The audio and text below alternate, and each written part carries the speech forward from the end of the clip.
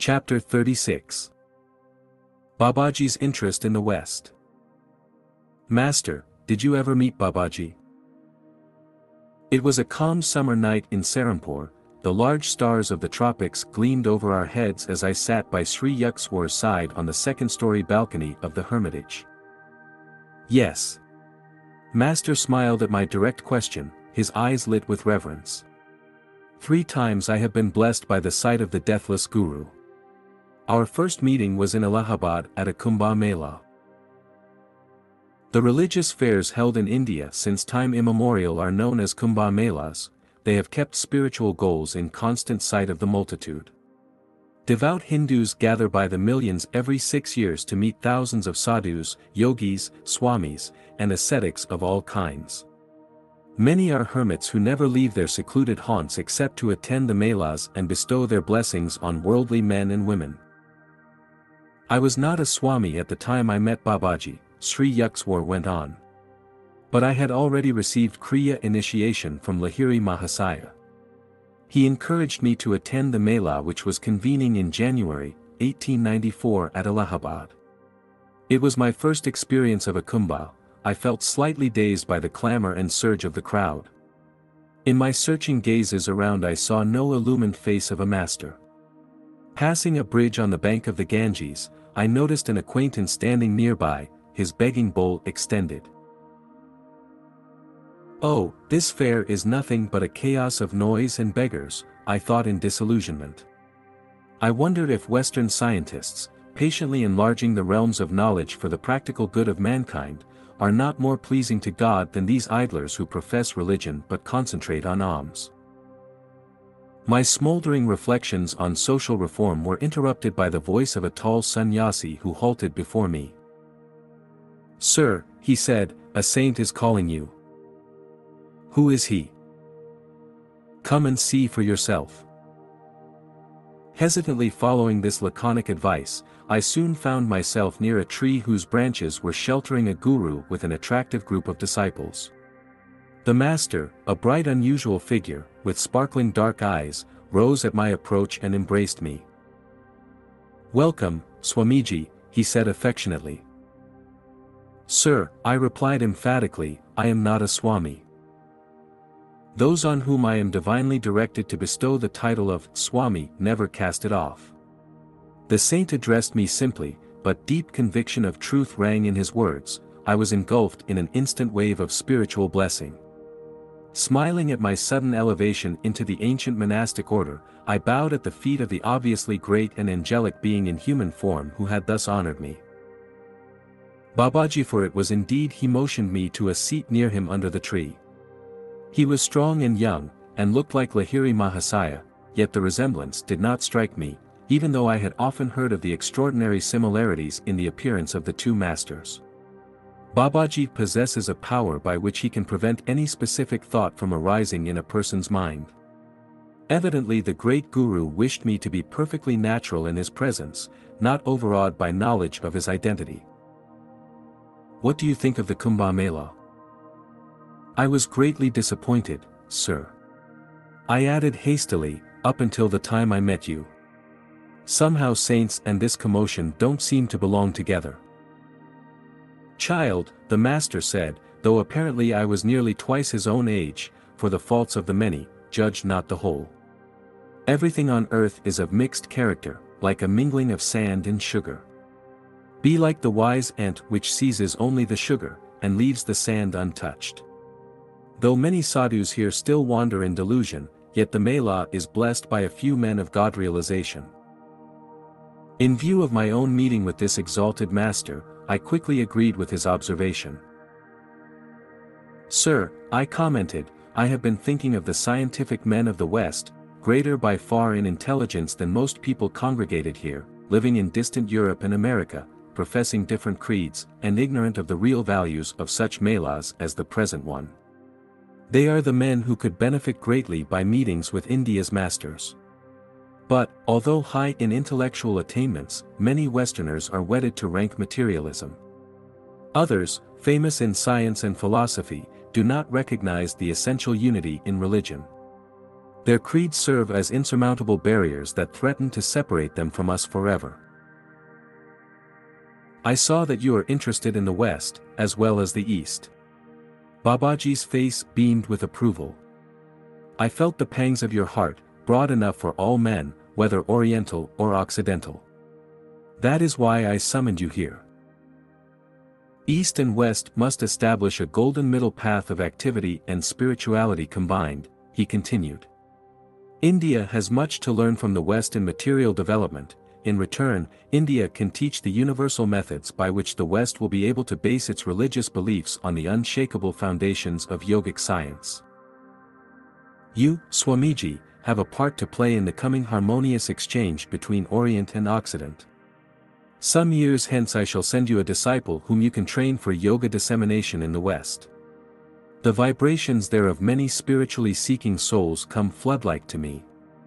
I perceive potential saints in America and Europe, waiting to be awakened. At this point in his story, Sri Yukswar turned his gaze fully on mine. My son, he said, smiling in the moonlight, you are the disciple that, years ago, Babaji promised to send me. I was happy to learn that Babaji had directed my steps to Sri Yukswar, yet it was hard for me to visualize myself in the remote West, away from my beloved Guru and the simple hermitage peace. Babaji then spoke of the Bhagavad Gita, Sri Yukswar went on. To my astonishment, he indicated by a few words of praise that he was aware of the fact that I had written interpretations on various Gita chapters.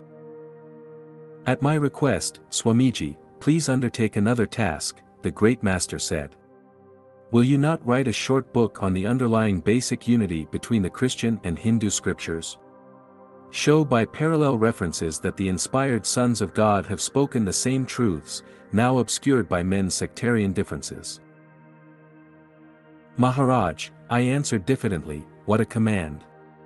Shall I be able to fulfill it? Babaji laughed softly. My son, why do you doubt, he said reassuringly. Indeed, whose work is all this, and who is the doer of all actions? Whatever the Lord has made me say is bound to materialize as truth. I deemed myself empowered by the blessings of the saint, and agreed to write the book. Feeling reluctantly that the parting hour had arrived, I rose from my leafy seat. Do you know Lahiri? The master inquired. He is a great soul, isn't he? Tell him of our meeting. He then gave me a message for Lahiri Mahasaya. After I had bowed humbly in farewell, the saint smiled benignly. When your book is finished, I shall pay you a visit, he promised. Goodbye for the present. I left Allahabad the following day and entrained for Benares. Reaching my guru's home, I poured out the story of the wonderful saint at the Kumbh Mela. Oh, didn't you recognize him? Lahiri Mahasaya's eyes were dancing with laughter. I see you couldn't, for he prevented you. He is my incomparable guru, the celestial Babaji. Babaji. I repeated, awestruck. The Yogi Christ Babaji. The invisible visible Savior Babaji. Oh, if I could just recall the past and be once more in his presence, to show my devotion at his lotus feet. Never mind, Lahiri Mahasaya said consolingly. He has promised to see you again. Gurudev, the Divine Master asked me to give you a message. Tell Lahiri, he said, that the stored-up power for this life now runs low, it is nearly finished. At my utterance of these enigmatic words, Lahiri Mahasaya's figure trembled as though touched by a lightning current. In an instant everything about him fell silent, his smiling countenance turned incredibly stern. Like a wooden statue, somber and immovable in its seat, his body became colorless. I was alarmed and bewildered. Never in my life had I seen this joyous soul manifest such awful gravity. The other disciples present stared apprehensively. 3 hours passed in utter silence. Then Lahiri Mahasaya resumed his natural, cheerful demeanor, and spoke affectionately to each of the cellists. Everyone sighed in relief. I realized by my master's reaction that Babaji's message had been an unmistakable signal by which 𝒬𝒑𝒘𝒧𝒧 understood that his body would soon be untenanted. His awesome silence proved that my guru had instantly controlled his being, cut his last cord of attachment to the material world, and fled to his ever-living identity in spirit. Babaji's remark had been his way of saying, "I shall be ever with you." Though Babaji and 𝒬𝒑𝒘𝒧𝒧 were omniscient, and had no need of communicating with each other through me or any other intermediary, the great ones often condescend to play a part in the human drama. Occasionally they transmit their prophecies through messengers in an ordinary way, that the final fulfillment of their words may infuse greater divine faith in a wide circle of men who later learn the story. I soon left Benares, and set to work in Serampore on the scriptural writings requested by Babaji. Sri Yuxwar continued. No sooner had I begun my task than I was able to compose a poem dedicated to the deathless Guru. The melodious lines flowed effortlessly from my pen, though never before had I attempted Sanskrit poetry. In the quiet of night I busied myself over a comparison of the Bible and the scriptures of Sanatana Dharma. Quoting the words of the blessed Lord Jesus, I showed that his teachings were in essence one with the revelations of the Vedas. To my relief, my book was finished in a short time. I realized that this speedy blessing was due to the grace of my Param Guru Maharaj. The chapters first appeared in the 𝑑𝙬𝒐𝙬𝒏𝙙𝒂'𝒔 journal, later they were privately printed as a book by one of my Kitterpur disciples.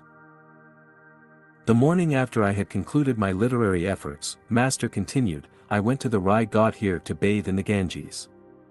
The ghat was deserted. I stood still for a while, enjoying the sunny peace. After a dip in the sparkling waters, I started for home. The only sound in the silence was that of my Ganges-drenched cloth, swish, swashing with every step. As I passed beyond the sight of the large banyan tree near the river bank, a strong impulse urged me to look back. There, under the shade of the banyan, and surrounded by a few disciples, sat the great Babaji. "Greetings, Swamiji." The beautiful voice of the master rang out to assure me I was not dreaming. "I see you have successfully completed your book. As I promised, I am here to thank you." With a fast-beating heart, I prostrated myself fully at his feet. "Param Guruji," I said imploringly, "will you and your cellist not honor my nearby home with your presence?" The Supreme Guru smilingly declined.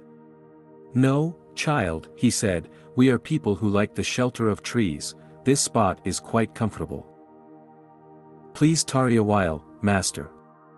I gazed entreatingly at him. "I shall be back at once with some special sweetmeats."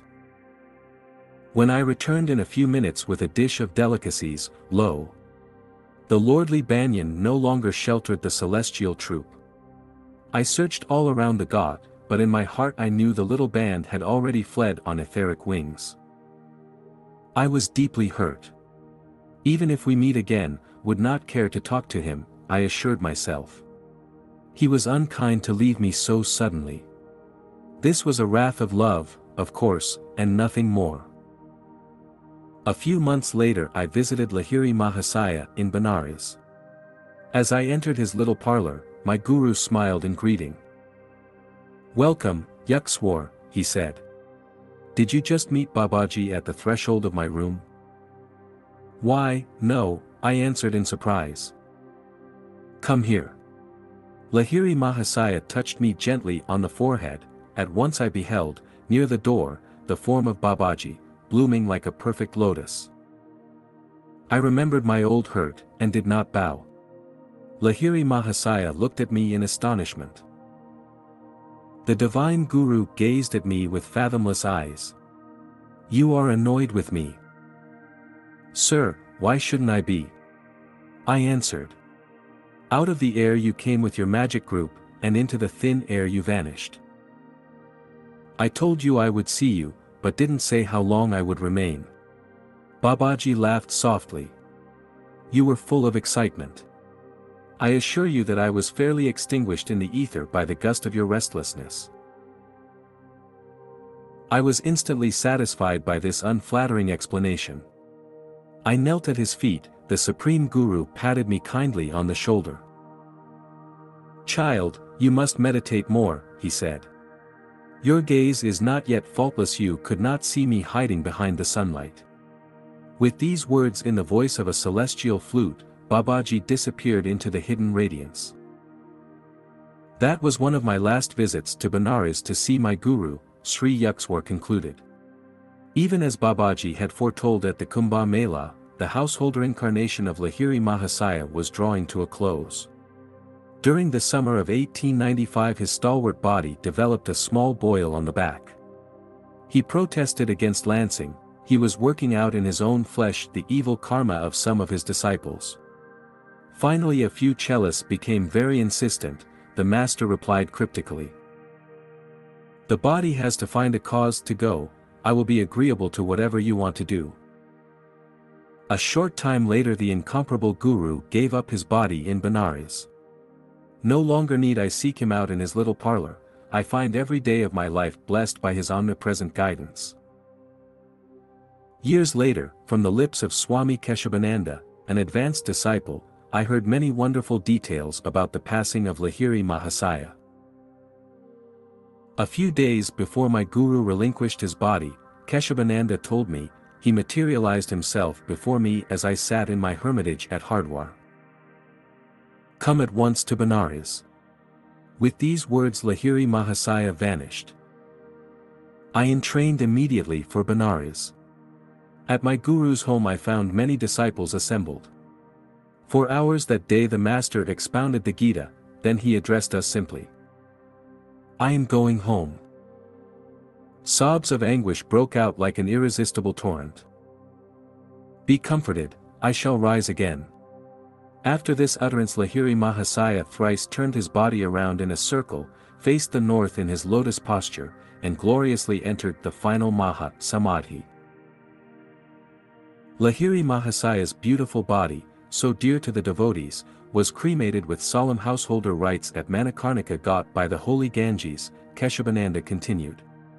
The following day, at 10 o'clock in the morning, while I was still in Benares, my room was suffused with a great light. Lo! Before me stood the flesh and blood form of 𝒬𝒑. It looked exactly like his old body, except that it appeared younger and more radiant. My divine guru spoke to me. "Keshavananda," he said, "it is I. From the disintegrated atoms of my cremated body, I have resurrected a remodeled form. My householder work in the world is done, but I do not leave the earth entirely. Henceforth I shall spend some time with Babaji in the Himalayas, and with Babaji in the cosmos." With a few words of blessing to me, the transcendent master vanished. Wondrous inspiration filled my heart. I was uplifted in spirit even as were the disciples of Christ and Kabir when they had gazed on their living gurus after physical death. When I returned to my isolated Hardwar hermitage, Keshavananda went on, I carried with me the sacred ashes of my guru. I know he has escaped the spatio-temporal cage, the bird of omnipresence is freed. Yet it comforted my heart to enshrine his sacred remains. Another disciple who was blessed by the sight of his resurrected guru was the saintly Panchanan Bhattacharya, founder of the Calcutta Arya Mission Institution. I visited Panchanan at his Calcutta home, and listened with delight to the story of his many years with the master. In conclusion, he told me of the most marvelous event in his life. Here in Calcutta, Panchanan said, at 10 o'clock of the morning which followed his cremation, 𝒬𝒑 appeared before me in living glory.